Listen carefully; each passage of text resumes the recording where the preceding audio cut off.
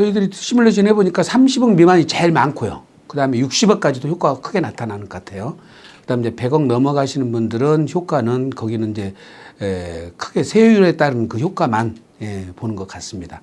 공제 효과는 그렇게 크진 않은 것 같아요. 글쎄요, 이제 조금 다른 부분은 그 공제 중에서 자녀 공제를 대폭으로 올렸다는 부분이 아마 저출산 이제 대책으로 아마 그것이 도입된 것 같은데요. 그 부분은 긍정적인 것 같은데 문제는 이게 자녀 수가 많아가지고 자녀 공제가 늘어나면은 배우자 공제 법정 한도가 줄어들어요. 그래서 배우자 공제 법정 한도도 결과적으로 줄이는 효과가 생기기 때문에 배우자 공제도 손을 댔어야 되거든요. 예, 최소한 일괄 공제 5억 정도는 높였으면 어떻겠냐는 생각이 들고요. 그 다음에 이제 지금 저희들이 이제 유산세 체계가 유산 취득세 체계로 대부분 나라에서 하고 있지 않습니까? 글로벌 스탠다드로 보면은 유산 취득세 계통으로 바꿔줘야 되는데 이제 이렇게 바꾸려고 보면 여러 가지가 이제 사실은 준비 작업이 좀 필요하고 여러 가지 시뮬레이션을 돌려봐야 되거든요. 그리고 이제 종합적으로 전체를 다 같이 봐야 되는데 그런 것들이 좀 준비가 안 돼 있다고 봐서 이번에 유산 취득세로 바꾸는 것까지는 아마 도입을 못한 것 같아요. 근데 궁극적으로는 글로 가야 맞을 겁니다. 이제 그래서 그 부분으로 개편을 못한 부분에 대해서는 좀 준비가 돼서 어쨌든 이제 최근 뭐 내년이든 내후년이든 간에 이것도 한번 다시 한번 시도를 해봐야 되지 않겠냐 생각이 듭니다. 네. 물론 이 세금이라는 게 개개인의 상황마다 전혀 좀 다르게 전개되겠지만 네. 좀 가정을 해봐서 좀 진행을 해보려고 네, 합니다. 네, 네. 먼저 여쭙고 싶은 게 이제 그냥 서울 마포구에서 예. 7억 상당의 부동산을 포함해서 네. 자산이 한 20억 정도 되는 사람이 배우자가 있는데 예. 이분이 만약에 개정안대로 세제가 개편이 될 경우에 네. 절세 효과가 자녀 숫자에 따라서 좀 어떻게 차이가 날까? 그래서 자녀가 있는 경우에 대해서는 20억까지는 아예 상속세가 나오질 않습니다. 종전에는 자녀 한 명일 때 3천만 원 나왔고 그 다음에 자녀가 두 명일 때는 1억 정도 나왔거든요. 그리고 세 명이면은 한 1억 6천 정도 나왔던 세금이 이 개정안대로 가면은 현재 상태에서는 상속세 아예 안 나옵니다. 20억까지는 아예. 네. 그래서 이제 저희들이 30억 갖고 기준을 해봤더니요. 자녀가 한 명 있으면 종전에 한 1억 5천 나왔거든요. 근데 지금 개정안대로 갔더니 한 8천 나와요. 근데 이제 자녀가 3명이라 할 때 그러면 종전에는 이게 세액 자체가 한 4억 4천 나와요. 아까 말한 왜 늘어나 보냐면 배우자 공제가 줄어들어서 늘어나 보거든요. 그런데 이번에 개정안대로 갔더니 세금이 4천만 원밖에 안 돼. 그러니까 결과적으로 4억이 감소가 되니까 90%가 줄는 효과가 생기죠. 그러니까 30억 중에 30억 정도 자산가 중에 자녀가 2명 이상 되면은 감소 효과가 생기고요. 한 명일 때는 오히려 감소 효과가 크게 생기질 않습니다. 예.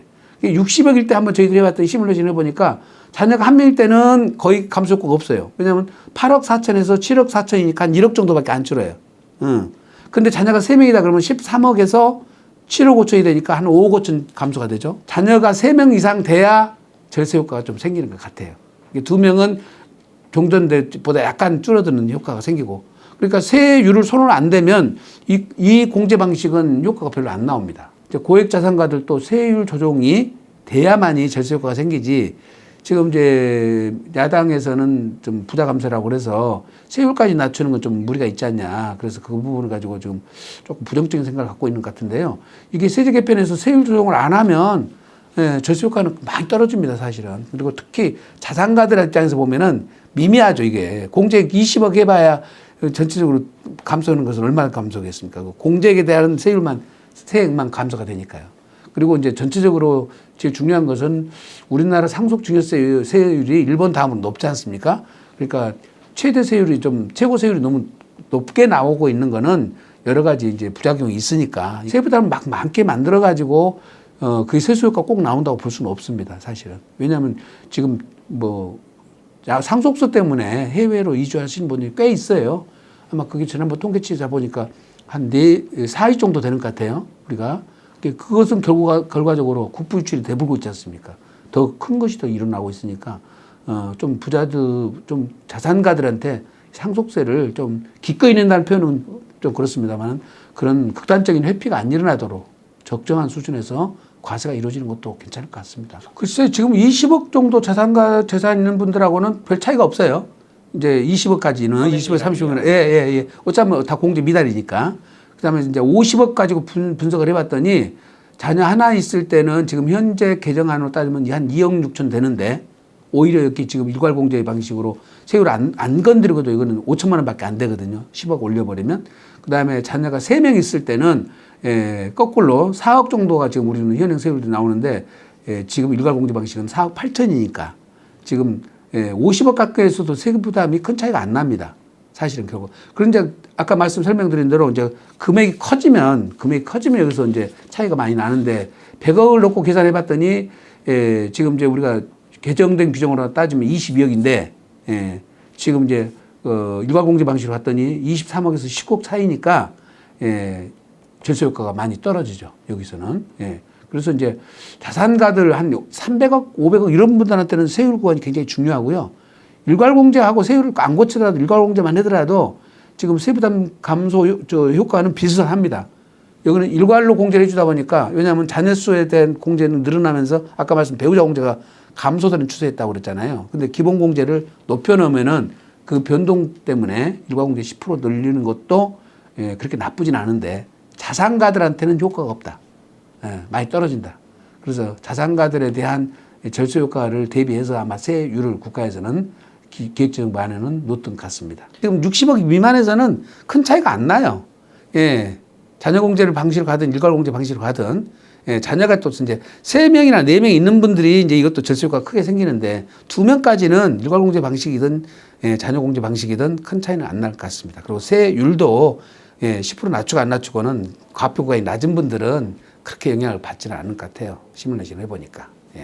사실 이제 상속세에 대해서 많이 이야기가 나오는 게 이게 중상층 세금으로 좀 변질됐다 취지가 그렇게 많이 판단하는데 중상층들 사이에서는 두 안이 그렇게 크게 의미가 있게 다르지는 않은 거네요, 사실 어느 정도. 그래 60억 정도 내외에서는 큰 차이가 안 나요, 사실은. 그러니까 그거를 정부 안으로 받아들여도 되는데 이제 정부 안에서 입장에서 보면은 그러면 그 고액자산가들에 대한 배려가 전혀 안 돼 있는 거죠.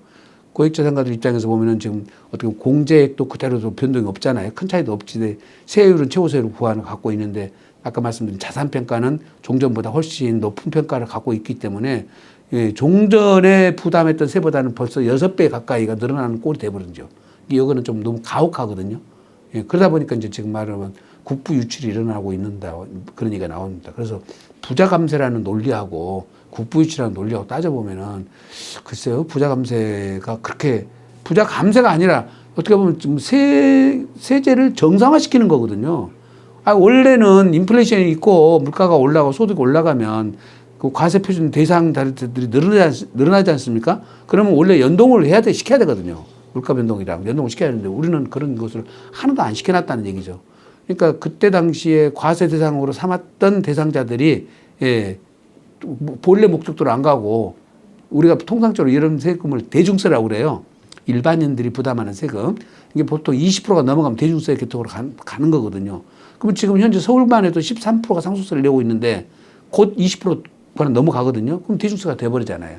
그러니까 부자에 대한 감세가 아니라 부자들에 대한 정상 과세라고 정상화라고 가는 방향이라고 봐주셔야지 이걸 감세로 보는 것은 조금 시각이 세제에 대한 여러 가지 그런 목적하고 이런 것하고 안 맞는 것 같습니다. 지금 현행 세제에서 아파트 하나 15억만 팔아도 15억짜리 하나 갖고도 20억짜리 하나도 갖고 이게 부자라고 볼 수가 있나요? 아파트 한 채 갖고 있다가 세금 나오면 그걸 지금 2억 3억 나와버리는데 예를 들어서 그러면 그걸 매각을 해야 된다는 모습이 발생하지 않습니까? 집 한 채 있는데 양도소득세도 지금 다 비과세를 해주고 있는 마당이잖아요. 그거는 규모상으로 봤을 때 너무 가혹하다는 거지 그게.